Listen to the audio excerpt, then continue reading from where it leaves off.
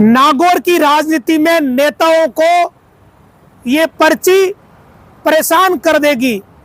परेशान कर क्या देगी?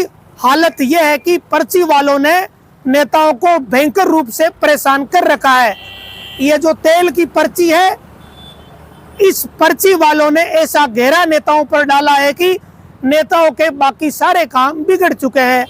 विशेषकर नागौर, क्यूसर, मेड़ता, डेगाना, इन क्षेत्रों में जब हमने पड़ताल की और चीजों के बारे में बारीकी से जाना तो ये पता चला कि नेता बेचारा क्या करे। उनके पास घंटे तो फिक्स है, जैसे सबके पास दिन के 24 घंटे होते हैं वैसे उनके पास भी 24 घंटे है। कुछ घंटे नींद भी लेनी है, कुछ घंटे प्रचार भी करना है, कुछ घंटे लोगों से बात भी करनी है। लेकिन खेल ये है कि जो घंटे हैं उन सारे घंटों में पर्ची पर्ची पर्ची, दिन भर यही रामायण चल रही है।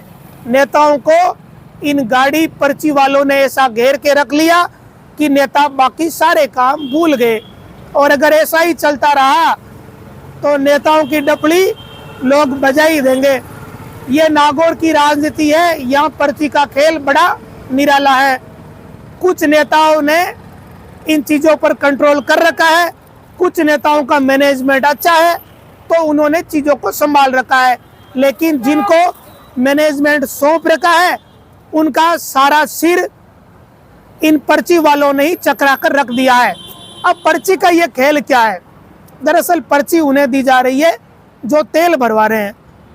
और हालत ये है, अभी से हो गई, अभी पिछले 2 दिनों से ये चीज़ ज़्यादा हुई है। आज 17 तारीख है, 15 तारीख से ये चीज़ें इस कदर बढ़ गई है कि गाड़ी वाले, पर्ची वाले दिन में 2-2 बार पर्ची लेके जा रहे हैं। कोई रात में मांग रहा है, कोई सुबह सुबह मांग रहा है, कोई शाम होते ही मांग रहा है, कोई भरी दोपहरी में परेशान कर रहा है। तो इस हालत में जिन्हें मैनेजमेंट की जिम्मेदारी दे रखी है उनका सिर चकरा जा रहा है कि दिन भर हमें तो पर्ची वाले ही परेशान कर रहे हैं। ये तो उन नेताओं की बात हुई जिनके ठीक ठाक मैनेजमेंट कर रखा है, जिन्होंने अच्छी खासी व्यवस्था बना रखी है।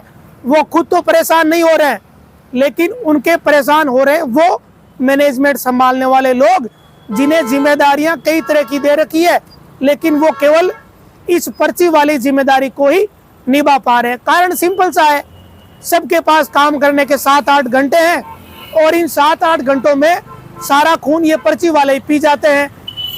ये उन लोगों की बात है जिनके यहाँ ठीक ठाक मैनेजमेंट है।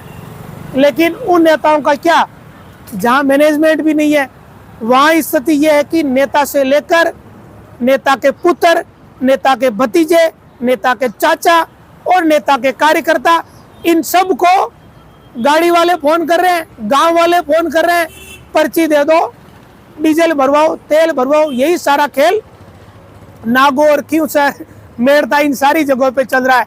केवल अकेले नागौर की बात नहीं है, क्यूसर में भी यही हालत है, दूसरी जगह भी यही हालत है, डेगाना में भी यही हालत है।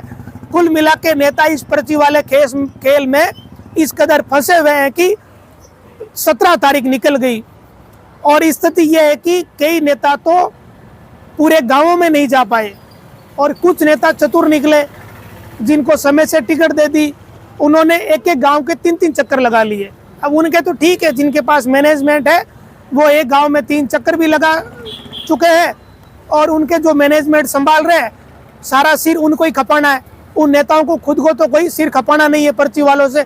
लेकिन जिन नेताओं की व्यवस्था नहीं बैठी अभी सारी सुचारू, या जिन्हें देरी से टिकट मिली, जो देरी से प्रचार करने के लिए आए, उनका सिर खा रहे हैं पर्ची वाले।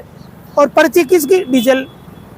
और ये डीजल की पर्ची का जो खेल है, ऐसा लग रहा है कि ये चुनाव तक चलेगा और फिर नेताओं को जब वोट पड़ जाएंगे ना तब ये समझ आएगा, अरे यार हमें वो व्यवस्था करनी थी, वो मैनेजमेंट देखना था, वो तो वैसे ही रह गया। अब भाई वैसे ही रहेगा, आपके पास घंटे तो 8 है काम करने के। दुनिया में सबके पास इतने ही घंटे होते हैं, ज़्यादा से ज़्यादा एक व्यक्ति 24 घंटे में 8-10 घंटे काम कर पाता है।